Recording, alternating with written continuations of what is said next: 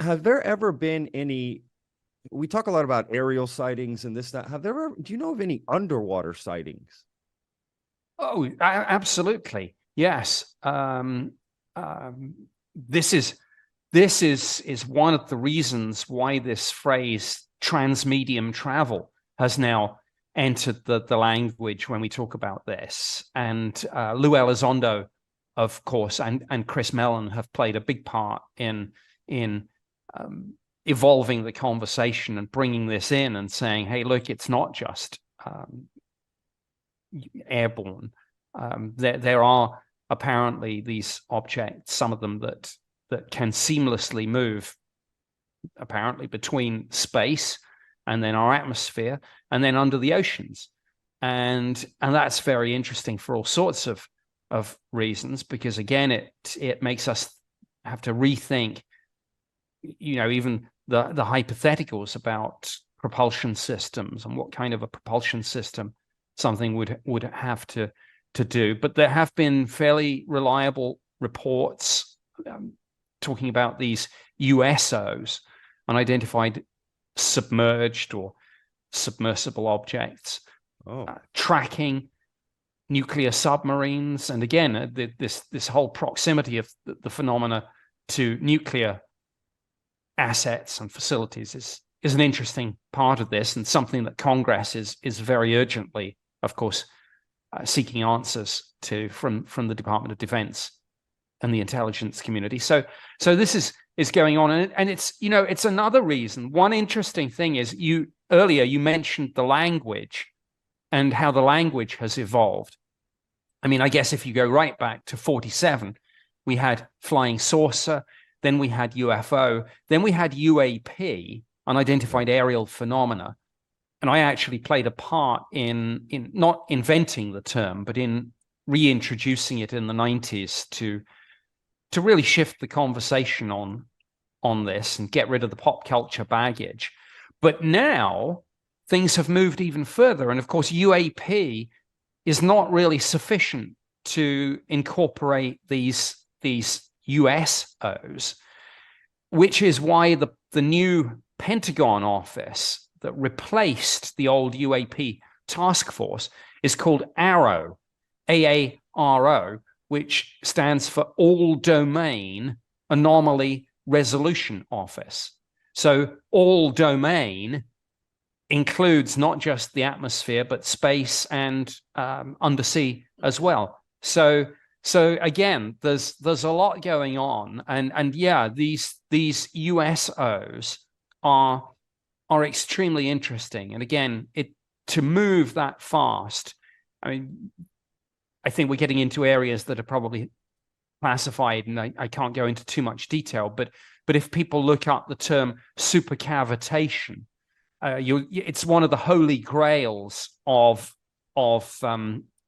Navy folks is supercavitating submarines and torpedoes. Obviously, the water resistance is a big problem. What does that word mean?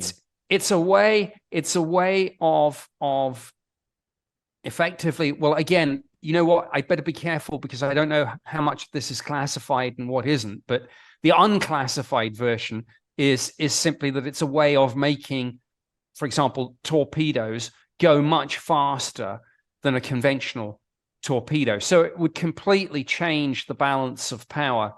And when you think that obviously nuclear deterrence depends to a fairly large extent on submarine launched ballistic missiles, it's why anything that impacts on this is of huge interest and potential concern.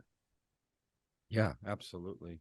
You mentioned wow, that's fascinating. First of all, you mentioned the excuse me, the nuclear sort of connection here, and yeah, as I looked into this more, there is, from the nuclear sites, nuclear submarines, right? Anything nuclear, there does seem to be this great connection between phenomenon around that. And I read this theory about, like, that, when a nuclear bomb was set off, that this ripple effect happens and could potentially be affecting them, right? Where they're like, get this signal, like, whoa, what was that? Is that what the connection? Do they just see that we have this power? What are some of the more exciting theories around why they might be interested in our nuclear power? Well, one theory, I don't necessarily subscribe to it, but it's out there, so I'll mention it. One theory is what I kind of jokingly call the kids have found the matches theory. that if there is a sort of galactic federation or something along those lines, one thing that puts a civilization, a newly emerging civilization not in that federation, on their radar is when a civilization develops and then uses nuclear power. So again, a lot of people in the UFO community have said, is it any coincidence that we developed and then used in anger the bomb in 1945, and then 2 years later we had Kenneth Arnold, flying saucers, and then Roswell, and the birth of the modern phenomenon? Did this put us on the map, on the radar, so to speak, with civilizations that were concerned about this? Is it a sign? Is it one of the trigger points that a civilization is worth taking note of when they develop atomic power? And in conjunction with that, when they develop rocket and missile technology, because that's the technology that will ultimately take us beyond Earth. And so there is a certain logic that something about that attracts the attention of much older and more advanced civilizations in the universe. So that theory is out there. Then there's a variation of that theory, which I call the sort of Space Brothers, Space Sisters theory, which is that it's a little bit new age, but it's that these civilizations are benign, and they're just sending us a message that they can switch off our silly little toys if they want. My response is, well, they didn't at Hiroshima and Nagasaki. Maybe that took them by surprise. Who knows? I don't know. I mean, all this is speculation.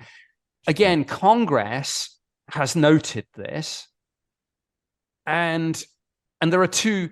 Congress have basically said there are two theories, or rather the DoD in response to Congress have said there are two theories. And one theory is that, yeah, there's a connection between UFOs and nukes, and we'll get to the bottom of it.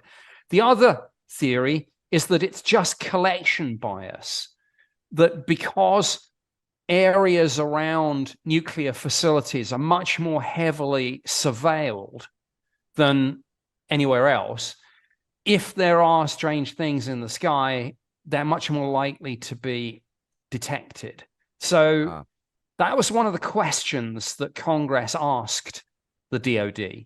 Go find out if this is collection bias or if this whole UFOs and nukes issue is a thing. And if it's a thing, come back and tell us what's going on. Yeah, actually, great point. Wow, that is fascinating. Completely makes sense. All of that could be true together, in fact.